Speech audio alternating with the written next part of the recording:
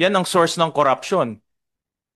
Yan ang naging source ng corruption dahil hindi nyo sinusundan yung sarili nyong budget memorandum. Ibigay lang yung budget sa presidente without checking kung transparent ba or may dagdag na lulobo. Ito lang, no? During this administration. Pero man lang yung red flag, sana napansin nyo, bakit puro 100 million itong pagkarami-rami? There are 6 types of red flags in the budget.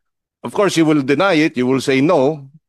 Bakit nyo naman aaminin? Care to just propound some questions so that we can proceed to the round 2. So I'll go back to the basics, Secretary Mina. Paano nakakapasok ang projects, and let's focus on flood control, from DPWH to NEP? Paano ang process niyan? They submit the proposals online. There's a system that pinapasok po nila yung mga proyekto. Iniisa-isa po nila. So Opo. pinapasok nila and then Alam po nila, sa kanila po galing yung 15,000 project line items. and then ang DBM will analyze the projects na pinapasok nila, di ba? Wala po kasi, medyo iba po kasi yung nature ng projects ng DPWH eh. As previously mentioned po, wala kaming capability to analyze the 15,000 projects. Otherwise, baka wala pa po kami ngayon NEP. Kung iisa-isahin po namin, we need people on the ground, we need engineers.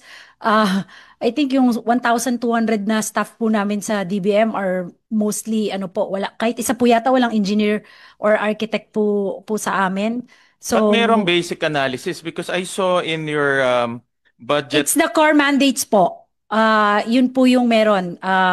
Yung maintenance, sasabihin nila yung level. Because Also their, ano po, it's also their commitment in doon the... sa National Budget Memorandum number 154, I'll flash it on the screen. Slide 46. Part of the 3. 154. Paki-flash na sa screen. Yeah. Na you have this acronym called ASAF, of Yes which po. you analyze the alignment with priorities of the current administration. Dapat shovel-ready siya. Yes po. Implementation readiness. Paul. Agency absorptive capacity, available fiscal space set by the DBCC, and prioritization. So short for ASAP. In the shovel readiness o shovel ready, meron doon feasibility study, detailed engineering. So in other words, all of this, kahit na tabletop, dapat meron kayong records nito. O at least may checklist man lang. Tama? Sa other departments, meron po. Pero sa DPWH po, meron po sila, sa kanila po to, hindi po sa But amin. this is your budget memorandum, National Budget Memorandum 154. Yes po.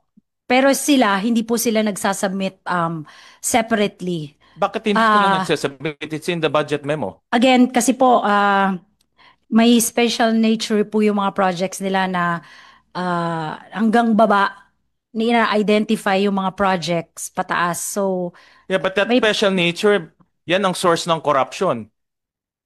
Yan ang naging source ng corruption dahil hindi nyo sinusundan yung sarili nyong budget memorandum. Dahil kung may feasibility study, especially detailed engineering design, tama si Senator Erwin, hindi yan magiging round numbers. Because the detailed engineering design will give you exact ang tanong niya, detail and exact cost of the project. Mr. Chair, may I just interject? Kasi parang yung, ano ito, ibibigay lang yung budget sa presidente without checking kung transparent ba or may dagdag na lulobo. Ganun lang ho ba yun, Mr. Chair? That's my question, na binibigay na lang sa Pangulo without even checking it. Ang kawawa po, ang Pangulo kasi magmumukha pong parang niloloko. Di po ba? And then yung Pangulo sa tao. Mr. Chair, ang meron po sa DPWH ay yung anong form? BP 202, which they include the project profiles of each and every project na ang nakapasok na po lahat tong mga to doon. But ang punto ko, ito dumadaan sa DBM, you do some tabletop analysis, kahit na hindi nyo titignan yung project, at least may feasibility study, check. May detailed engineering, check. At least meron kayong idea doon sa mga project na pumapasok sa inyo.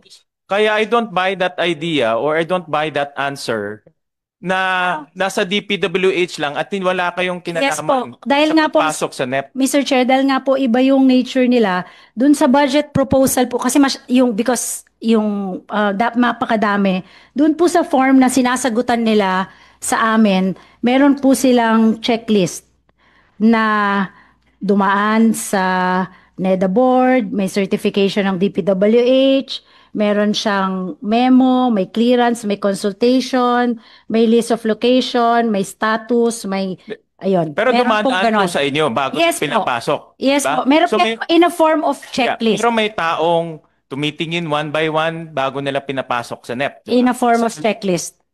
Check ba? Opo. Tama? So, ibig sabihin, may taong nakakaalam ng proyekto one by one. Kahit papano, may idea siya.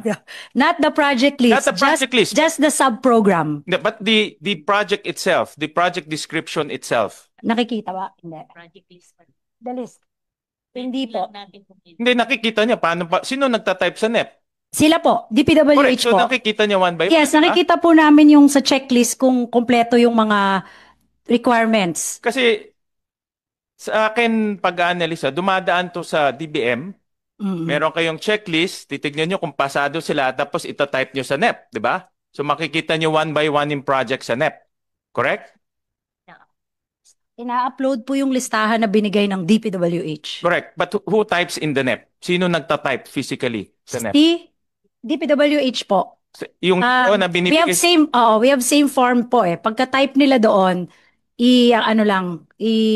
i-mirror. I-upload. Ba't kayo nagsasubmit sa amin? Opo, nanganep siya. So, ibig sabihin, dapat nakikita nyo rin yung laman sa loob, accurate. Yes po. Correct? Opo, Kasi kayo nakikita po na namin accountable lahat ng listahan. DBM is accountable to the National Expenditure Program. Yes, nakikita po, we are, but the department is also accountable to the projects that they Yes, include in but at least naman, their but proposal. My point here, at least the projects na dumadating sa amin, vetted to and may sense of accuracy. Tama? Or Semblance, yeah. Semblance. Ang O, sige, nakikita semblance. po namin is that ito lang no, during this administration, kasi yung before I cannot, hindi ko po yung si Senator Lacson pa po yung nung nasa Congress pa po siya, we were made aware of the double and multiple entries. Yun po, nung go ahead, sir. na-raise po yun ni Senator Lacson, yun po yung nagiging unang parang criteria na sinasabi namin sa DPWH. Make sure na walang multiple or duplication dun sa mga entries nila. Very quickly, Mr. Chairman, with your permission. Wag na yung mga details, kasi mahirap talaga yon. Pero man lang yung red flag, sana napansin nyo, bakit puro 100 million itong pagkarami-rami? Yun lang, yun siguro ang point ni Chairman Sherwin, na at least man lang yung red flag nakita nyo kasi napaka-pronounced eh. Hindi bali na yung mga specific details na iisa-isahin nyo pa ba naman yung proyekto na yan. Pero pag nakakita kayo ng 500 items na exact amounts, similar, medyo red flag yon. And Po sila dun sa amount. Ang sagot daw po nila is that lumabas din po to sa hearing ni Senator Marcoleta sa Blue Ribbon. Kasi po, depende po kung sino magpapa-bid ng project. Whether district, whether region, or central office. nasabi nyo kanina yung pagpasok ng project, hindi nyo alam, diretso ang DPWH nagpapasok ng project sa NEP. Oh, there's a file. There's a system. So kahit maglagay sila doon, ABC, papasok sa NEP, tapos di-deliver nyo sa amin? Walang vetting Yung process? duplication po ang navivet namin. But as to the integrity and the amount, and kung present po ba dun sa location na yon, yung road na yon or yung bridge na yon, hindi po namin yun talaga makikita. Ganito, I borrow the term of Senator Lacson, and we found out there are 6 types of red flags in the budget. I'll show you kasi inumpisahan na namin yung Number 1, red flag, walang station number.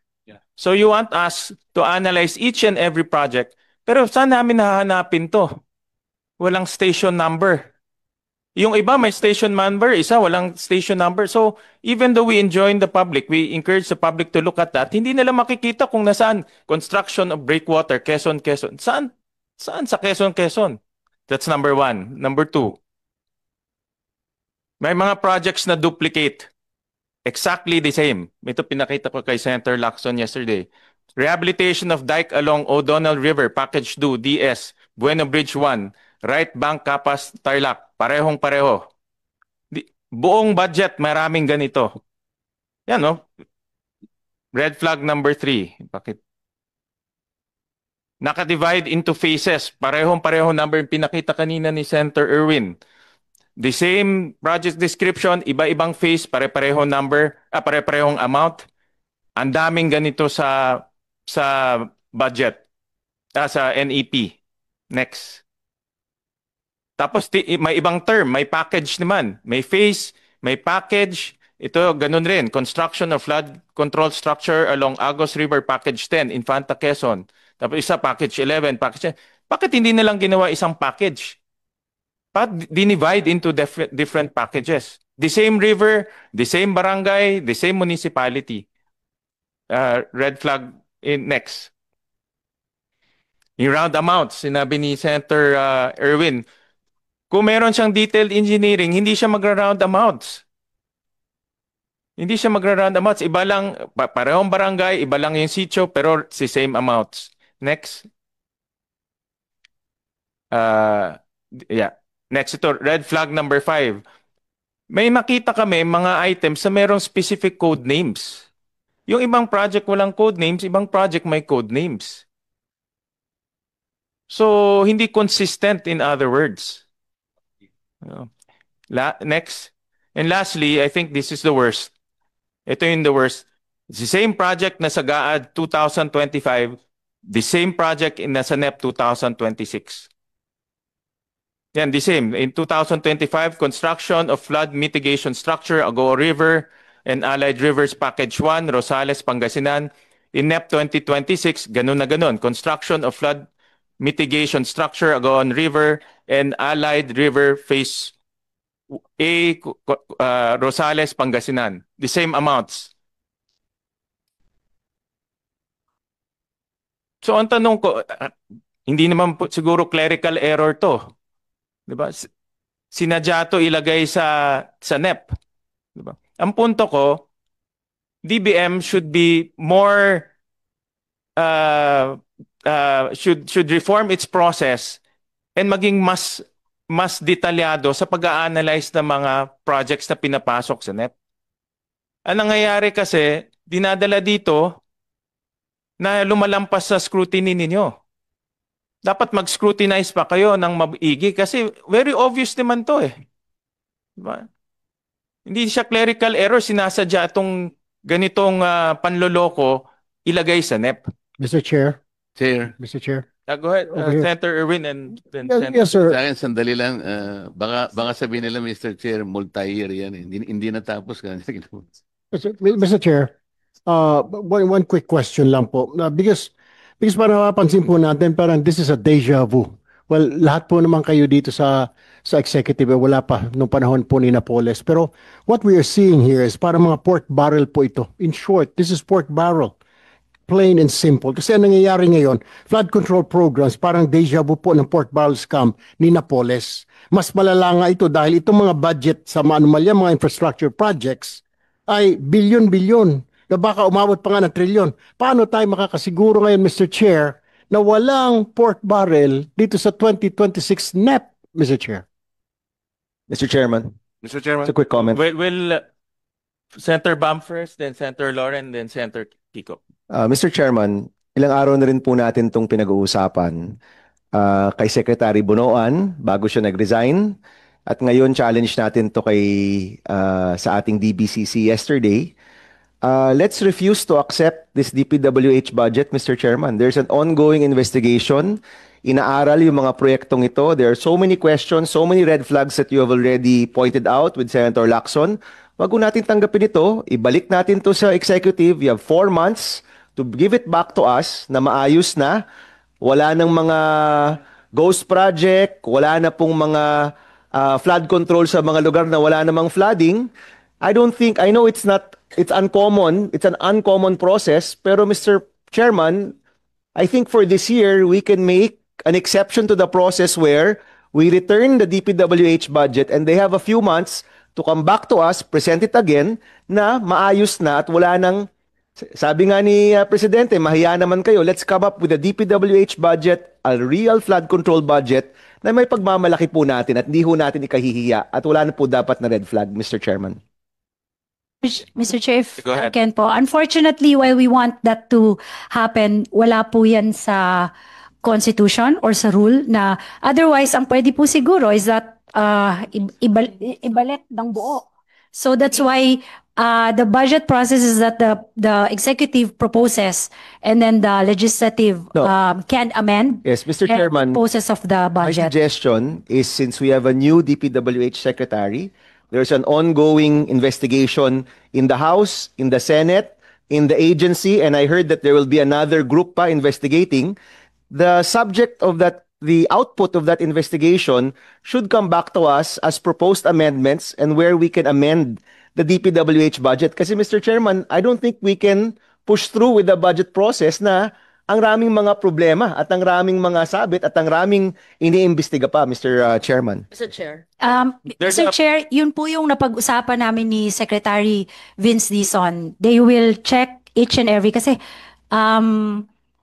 parang pinag-resign na rin po niya lahat yung mga tao sa office sa department. So they will check each and every line item po ng mga projects and programs and they will provide a report po. So yung mga kinakailangan palitan, okay siya, papalitan nila in a form of a department amendment. Of course, we also need safeguards pagdating din po doon, no? And at the same time po, pwede rin yun naman po bawasan din yung level ng DPWH.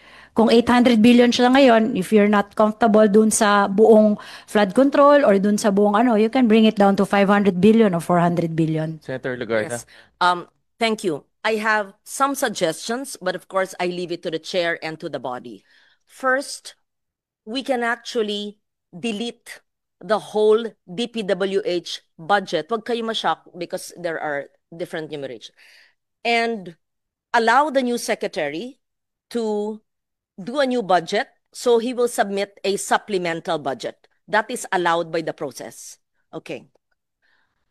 If the body is not agreeable to that, the House, I believe, we were all congressmen here, can propose errata to the respective districts so that the red flagged projects like flood control can be converted to elsewhere, either DPWH still or even another department to classrooms. If I were the congressman, I would build more classrooms or perhaps health centers. So, but that's to their better discretion. So either supplemental budget or an errata to a certain extent.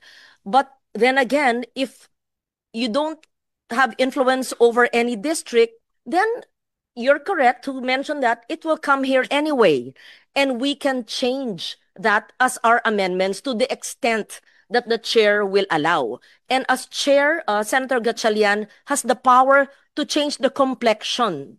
But of course, depending on the interpretation of the president's message when he said, we must not touch the NEP. So I'm just concerned about the president's initial message that as much as possible, we must respect the NEP with the way we received it. So that's where the balance that we should do. Do we accept the NEP the way it is, but we see a lot of defects and red flags? Do we delete DPWH and allow the new secretary and his new team to come up with a supplemental budget while we proceed with the other departments? Or do we just do errata on red flag items? And then when it comes back here, we can do our own amendment. So just 4 or 5 suggestions, Mr. Chair, but I leave it to the body. Thank you. Mr. Chair, Yeah, go ahead. ang ano ko lang po is that, of course, nasa sa inyo po yan, nasa Kongreso po yun, no? Ang ano ko lang po is that although this was already also raised by the Congress now, ang dadating po kasi dito sa inyo na kopya, hindi na po NEP. HGAB na po yung dadating sa inyo. So HGAB na po ang papalitan nyo. So ang mangyayari po from our end, kami po ni Secretary Vince Dizon, is to provide that correct one, assuming, no, doon sa Kongreso po, sa House of Representatives, because it emanates from them as an amendment, as an errata. Ang errata po kasi hindi nanggagaling yan sa Congress, sa department po yan nanggagaling. So para, I understand also because the good senator po made mention that syempre as much as possible, we want the NEP to be, di ba, to be as is. But of course, may mga ganitong problema. So si Sec Vince po, aayusin po niya, it will be a department errata which will be provided to the House of Representatives. Pero I cannot answer naman po sa House if they will accept it wholeheartedly kung lahat po, di ba? Kasi ang aakyat po dito sa Senate, it's the HGAB. It's no longer the NEP. Mr. Chair, Senator King, President Mr. ang Chairman. nagbibigay ng errata, di ba, sa NEP? Ang Department po. Hindi, ang presidente. Yan po ang nagbibigay ng errata. Opo. Ang Hindi po nagbibigay ng, ng NEP galing sa Pangulo. hindi po, the secretary. Sure Sen- ka? Senator King. Yes po. Presidente bibigay. Hindi po nagbibigay ng errata ang Pangulo. ng sistema. That is, department po ang nagbibigay. Senator Kiko and then Yes. Senator Hontiveros. Sorry to interrupt. Yeah. Pero, Annual. Pagtapos nila. Yes, thank you, Mr. Chairper. President, Thank you, Mr. Chairman. Just palagay ko this is subject to the Blue Ribbon Committee hearing rather than here, but I'd just like to put it out for the the consideration of our colleagues. Kasi sabi ni Senator Gatchalian, tungkulin ng DBM ang maghanda ng NEP, no? Kaya binubusisi. So, pero yun na nga, dahil dito sa mga 7 o ilang red flags, no? 6 na red flags, baka dapat you do an internal audit also of your processes, Secretary. Po. Dahil ang tanong dyan meron bang mga nanghihimasok sa level ng DBM para payagan na lang itong mga pinasok? I don't know, no? I don't have of course, you will deny it, you will say no. Bakit nyo naman aaminin, no? But whether it's true or not, I think you have to go through an internal Yes audit, po. no, of your processes. Dahil, basic, meron bang mga politiko na lumalapit sa DBM o kaya, of course, meron ng maliwanag na mukhang modus operandi sa DPWH. Pero may saklaw din ba sila? May tentacles din ba sila hanggang sa DBM para itong mga red flags ay hindi na lang papansinin? I don't know the answer, but Yeah, po. all I'm saying is, obviously, there were some gaps. Moving forward, let's do an internal audit of your own processes. That's true, Mr. Chair. We agree po na kailangan po, given all of these issues happening now, the executive committee of the DBM already sat yesterday. So moving forward, we'll have something to fix po what the situation, and then we'll sit down also with again with Secretary Vince of DPWH as to yung sa loob po, at least from our end po. Ang magandang naayos po namin is that this administration po, lahat po ng nasa NEP, sigurado po namin request ng ahensya. Wala pong pumapasok from the DBM itself. Request po yan ng ahensya.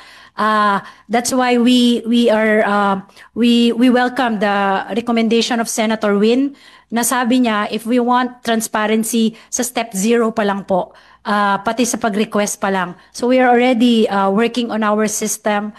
Siguro bago matapos itong budget process natin, yung step 0 po nasa website na po ng DBM. Senator Chair. Hontiveros. Salamat, Mr. Chair. Definitely gusto nga natin at gusto namin mula sa step 0 pa lang, klaruhin at linisin kung may insertions dyan. na hindi bahagi ng budget process from the NEP all the way up to the GAA. And I don't see, Mr. Chair, I support the direction in which we seem to be going na makapag-submit ang DPWH at ang DBM ng tingin nilang priorities nila sa pamamagitan ng errata at tayo dito sa Senado ay i-correct natin, no?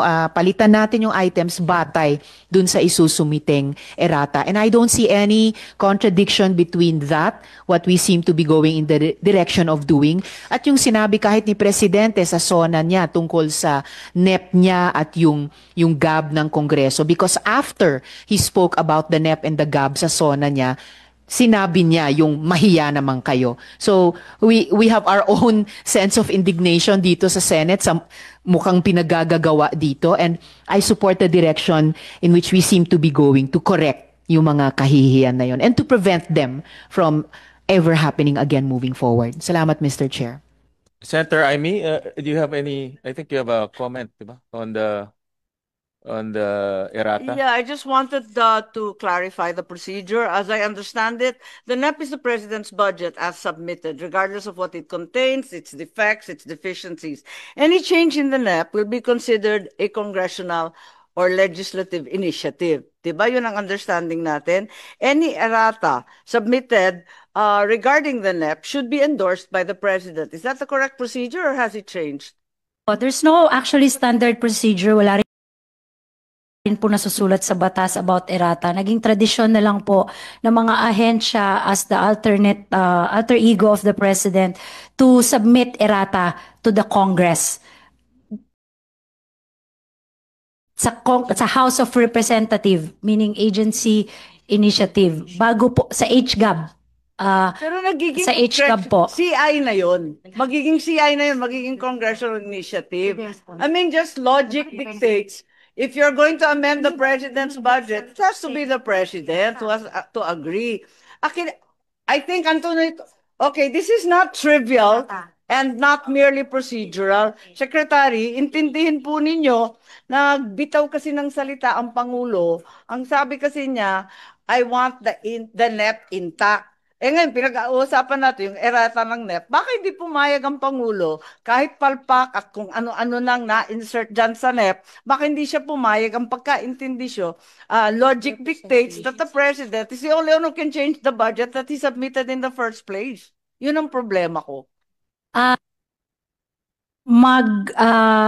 I'll make the representation po to the President that since merong mga problema po sa DPWH, pwedeng magbigay ng errata ang DPWH. Hindi lang po sa DPWH, marami pang ahensya na parang...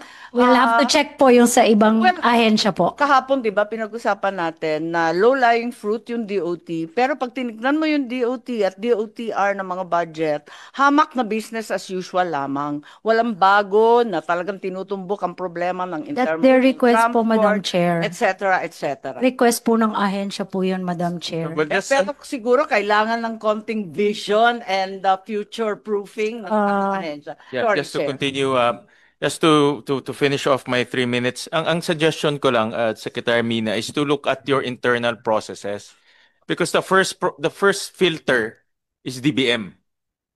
Yung mga sinasabit nyo sa amin, ang tingin namin dyan, na vet mabuti, nalinis na mabuti, lahat ito ay legitimate, lahat ito ay accurate, kaya malinis na yung dokumento. Yung mga duplication, common sense lang yan eh. Kung sino man nagtatype nun, nakita niyo ang duplicate yun, dapat magsumbong na siya sa'yo.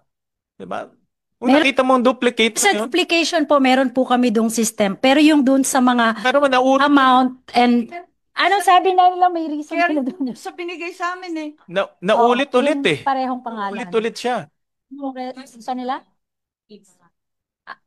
Ang may sagot po doon sa duplication, although hindi na nila naihabol. Kasi may faces daw po yun, hindi lang nila nailagay yung face. Well, palusot na lang yun. Ba? Palusot na lang yun. Opo. Ba? Ang punto namin, itong red flags, dapat mawala na ito pagsabit ng NEP sa amin. Kasi these are common sense. Para sa akin, common sense. Kung nahanap nga namin dito, I'm sure kayang-kaya hanapin ng DBM yan. So there's a problem with your process. That's the point I'm trying to make. And I was also informed, Secretary Balisacan, that projects of DPWH from the district below 150 million does not have to pass through the RDC?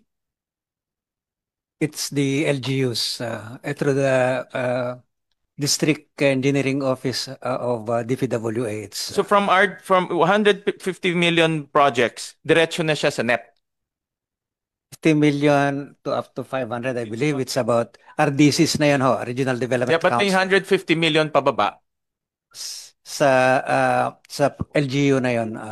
It's from agency to yeah. the NEP. Yeah, it's the 150. I think that the ceiling for district Yes. engineering office Correct. of DPWH. Yeah, because that's actually that jives with the numbers, because we saw a lot of numbers in the NEP. They don't go beyond 150. So two things come to mind. Number one, in threshold ng district engineer, because ang district engineer can bid its own project to 150 million and below. And then the district engineer's project will not pass through RDC. Diretso na sa NEP. That's why makikita natin ang daming package 1, package 2, package 3, lahat 100 million, 149 million, sinasadya na hindi lumampas ng 150 million. No? So they're gaming the system, in other words. It looks, Mr. Chair. Correct. So please take a look at that, because if they're gaming the system, then obviously corruption will happen. No? Someone is may taong sinasadya yung paglagay ng project below 150 million para unang-una silang magbibid, at pangalawa, hindi na dadaan sa RDC. Mr. Chair, may I interject? Well, that's a common practice with the Department of Public Works and Highways. Yung mga regional directors given the authority na mag-approve ng project 150 million and below. So ang ginagawa nga ng ibang mga RDs ay china-chop-chop nila para ika nga. Pero if you really look at it, halos sa isang project, aabot sila ng over 150 million. I think my suggestion to DepDev, siguro we have to look into this and probably advise Secretary Vince Dizon to baguhin ito, yung pwede silang pumirma 150 million and below, kasi ginagawa nila, papasok sila ng 4-5 project, tigwa 150, sobra rin sa 150 yung total. Can we do that, Mr. Yes, Secretary? yes, Mr. Chair. In fact, through our convergence budgeting process that we are working with DBM and other attached agencies, we intend to approach infrastructure development like flood control programs as an ecosystem. That you can't have this 150. It's but budget the entire process or system so that the project becomes effective. Otherwise, if you don't look at it as a system, especially for a flood control, wala ring silbi ho yun. Useless project yun. Kagaya ito, Secretary RC, slide 49, it's divided into phases, but the same river, I'll show you again, the same river, the same barangay, the same municipality, the same province, but divided by 100 million, in iba, 115 million. So, talagang pinapalusutan nila yung sistema para hanggang district lang yung pagbibid at hindi na pupunta sa RDC. Dapat tignan rin natin to kasi pinapalusutan tayo. So with that, I conclude my question.